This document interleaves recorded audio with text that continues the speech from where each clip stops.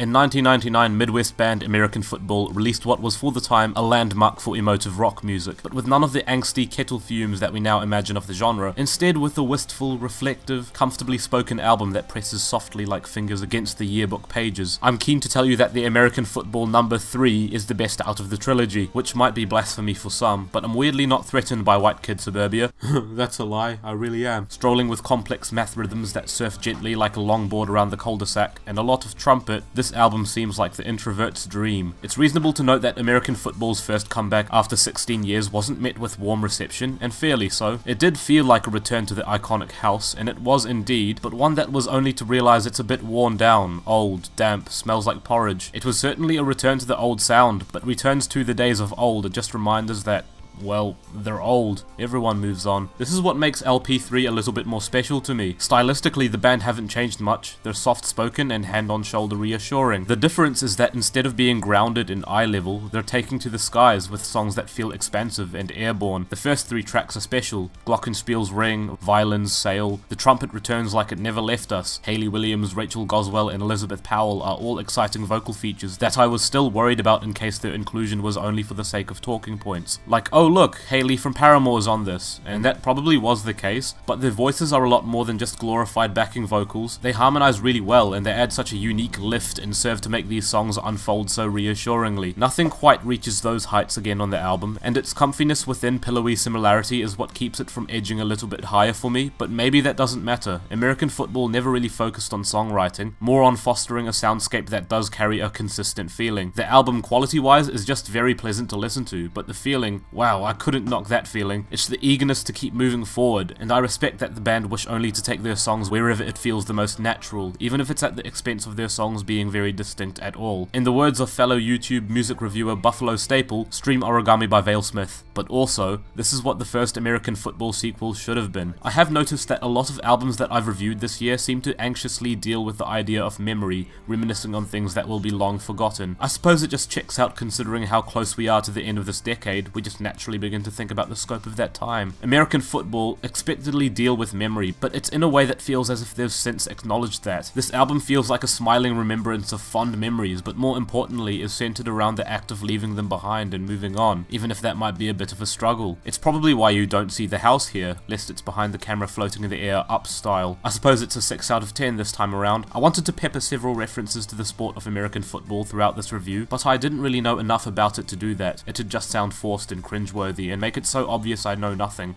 Anyways, this album is a touchdown.